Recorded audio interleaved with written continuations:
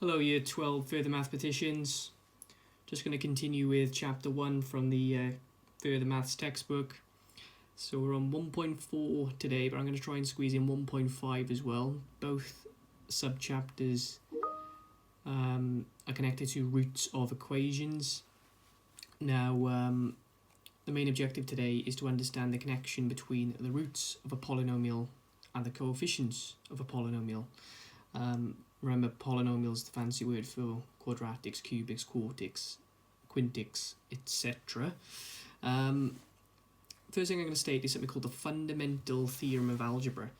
Now, every single area of maths has its own fundamental theorem, which is just the most important theorem in that subject. Most things are derived from that fact.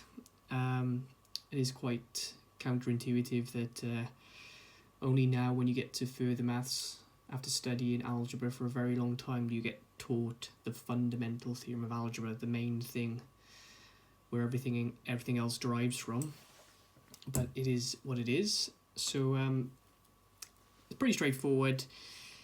It is, if you go to quadratic, so something like az squared plus bz plus c is equal to 0, then the fundamental theorem of algebra just says there's going to be two roots or two solutions. They might be repeated, but two roots. Cubic, 3 roots. Again, there's probably stuff you do actually know, but this is making it official. Quartic would have 4 roots. Obviously, the only thing now is up until this chapter, sometimes you had quadratics or cubics or whatever, which you only used to try and find the real roots. By these 2 roots, 3 roots, 4 roots, I do mean they could be complex. So these roots could be complex. So a polynomial with n degree, so that's the fancy way of saying the highest power is n, that would have n roots. They could all be complex. Now, there's a consequence you need to know from this fundamental theorem of algebra, and this is probably the most important consequence, is say z is a complex number,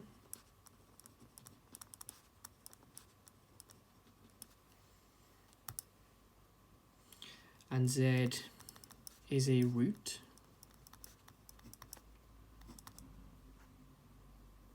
of some polynomial, I'll call it f of z, then z star, that's the notation for complex conjugate, is also a root.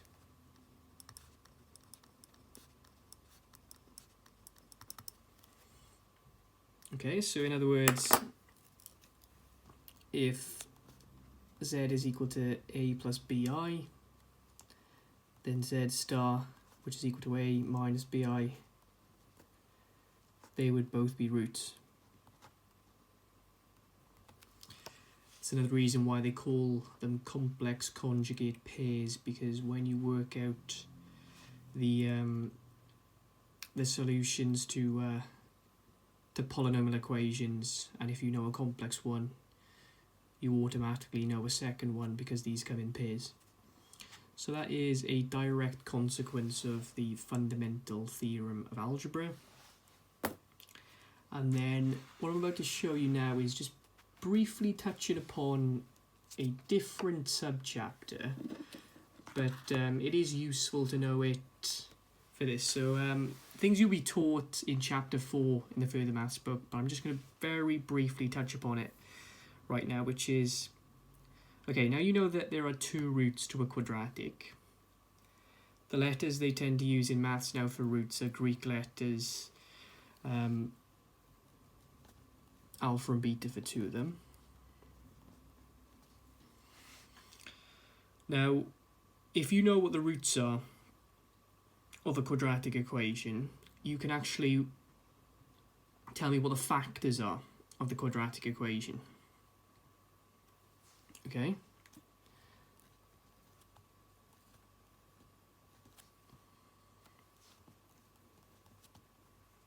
it'd be x minus alpha and x minus beta.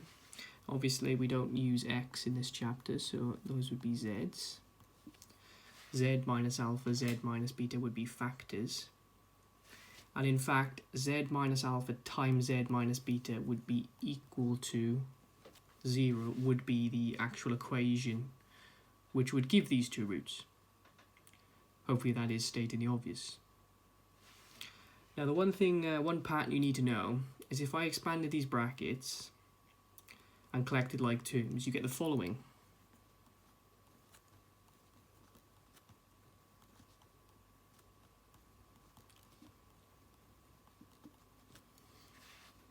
You get z squared minus brackets alpha plus beta z plus alpha beta is equal to 0. And if you pay attention to the coefficients of this quadratic, then the coefficient of z is linked to the sum of the roots, and the constant on the end is linked to the product of the roots. And that's kind of something you were taught at GCSE and before when solving a quadratic to work at the sum and product. So that shouldn't be too brand new. But this kind of pattern works for cubics and quartics as well. So for a cubic you need 3 roots, so we just call them alpha, beta and gamma. Once you know the 3 roots, you can write down the 3 factors. And once you know the 3 factors, you can write down an equation. And then if you bother to expand those 3 brackets and simplified and collected like terms, you get the following. You would get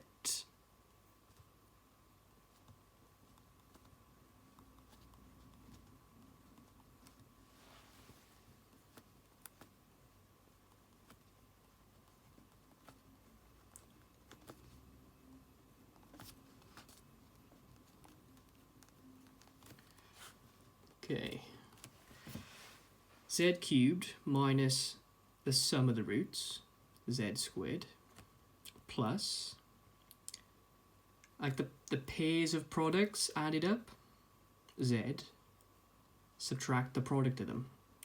And that's a pattern which you get taught in more detail, and that's equal to 0 by the way, in chapter 4, but again it could be useful in this one. And then the pattern does even get extended to quartics. You would alpha, beta, gamma, delta to give 3 factors.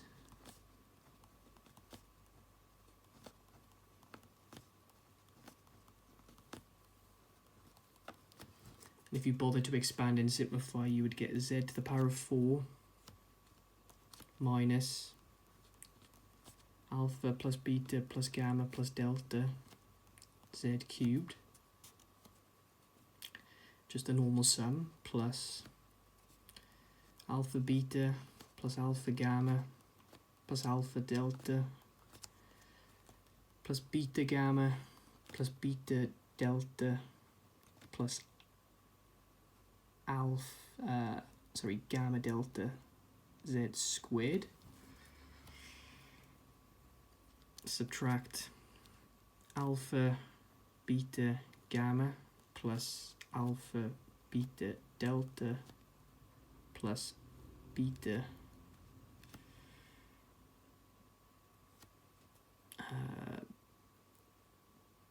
beta gamma delta, I think I missed one out, plus alpha gamma delta z plus alpha beta gamma delta equal to 0. Got there in the end. So there is a connection between the roots of polynomials and the coefficients. You've already done a little bit of that with quadratics before using product and sum, but this gets extended to cubics and quartics, and this goes into a bit more detail in in chapter 4, but some of these shortcuts, particularly the quadratics one, is useful in this topic as well. So let's see what an example would look like. So e.g. number 1, you have a root of a quadratic, and now you can state the value of the other root without even thinking, using the consequence of the fundamental theorem of algebra. It said if 7 plus 2i is a root, then the complex conjugate would also be a root. So 7 minus 2i would be a root. Part B, find the quadratic equation which would produce these two roots. Now, multiple ways of doing this. I'm going to do it the long way first, and then remind you of the shortcut. Part B, you would write down the factors first. So it'd be z minus 7 plus 2i, z minus 7 minus 2i would be the two factors. And if you make it equal to 0, that would give you the equation. So that would technically be an equation. Let's make it look a little bit more like a quadratic by expanding the brackets. Z times z, z squared, z times this,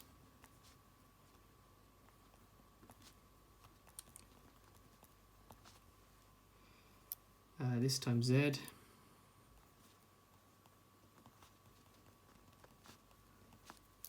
this times this, plus 7 plus 2i, 7 minus 2i, that's equal to 0.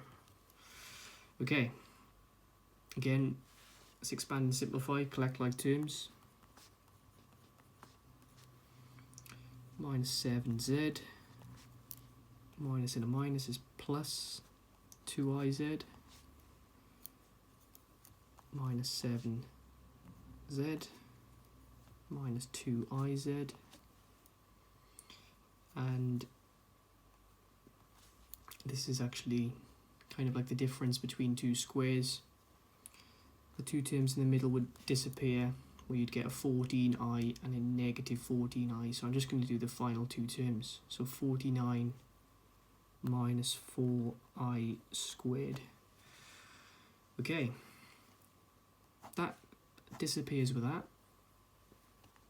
And then you've just got a z squared, negative 7z, subtract 7z is negative 14z, I squared is negative 1, so minus 4i squared is plus 4, so that is plus 53, and that would be the quadratic.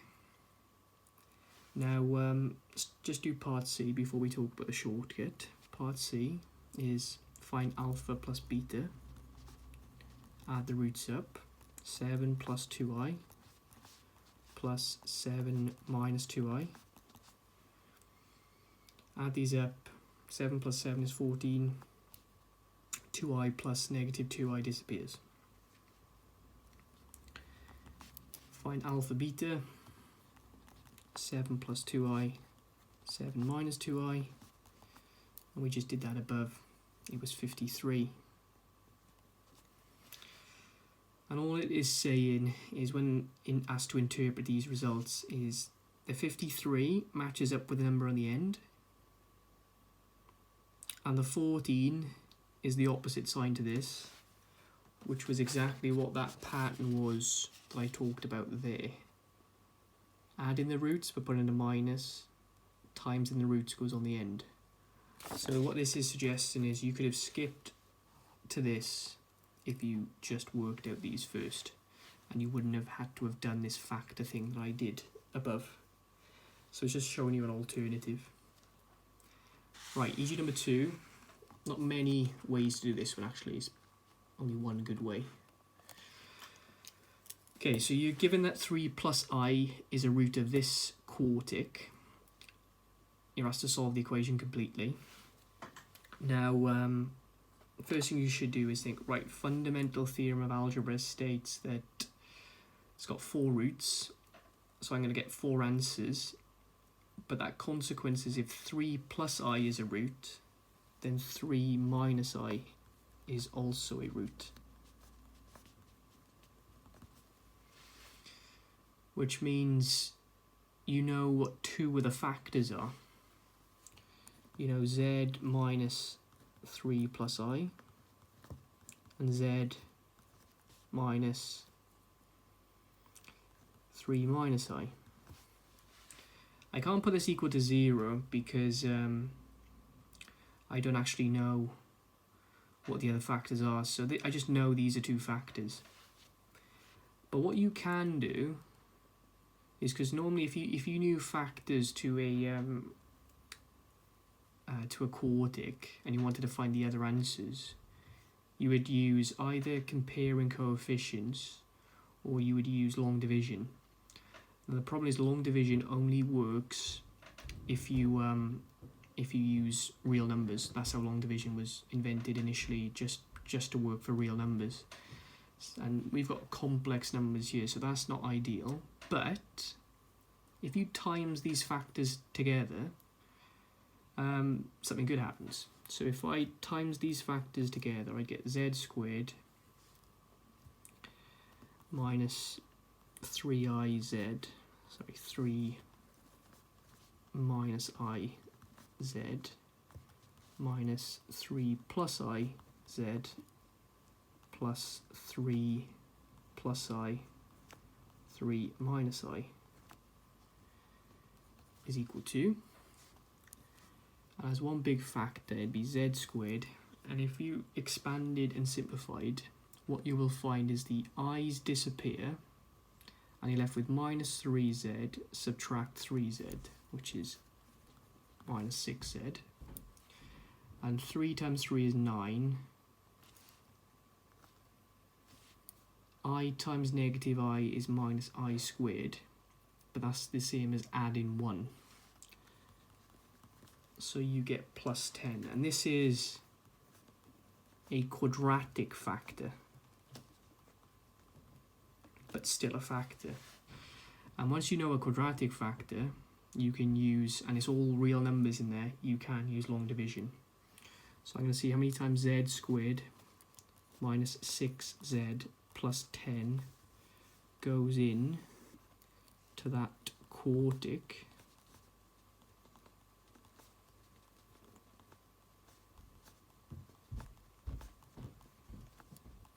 Again, you could use a different method comparing coefficients, but I'm going to do this.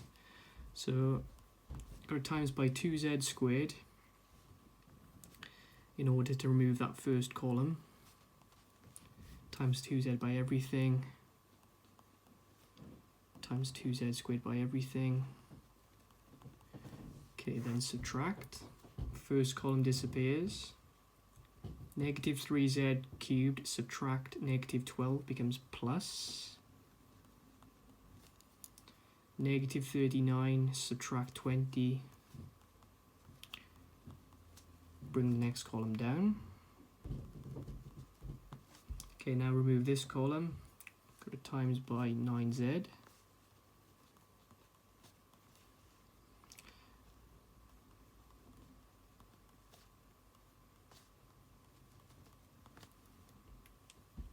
Again, subtract. First column's got to disappear. Second column, negative 50 subtract negative 54 is the same as adding.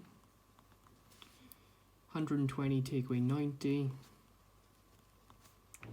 Bring the next column down.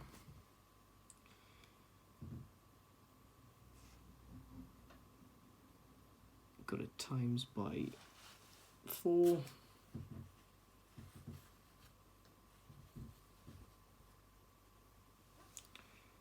I made a mistake with this. Minus 59. Wasn't going to give me a remainder of 0, which wasn't ideal. Negative 39 subtract 20 is negative 59. Negative 59 subtract negative 54 is minus 5. Let's try that instead. Okay, remove that first column, we've got times by minus 5. minus 5z squared plus 30z minus 50. That's a lot better.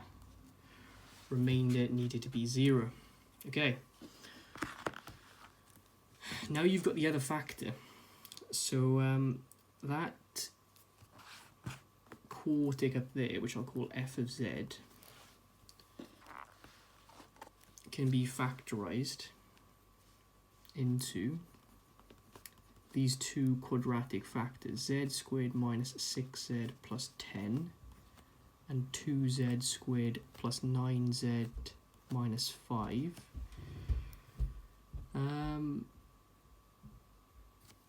Does that factorize? As in real number factorizing? Let's see if it does. I think it does. Plus 5 minus 1.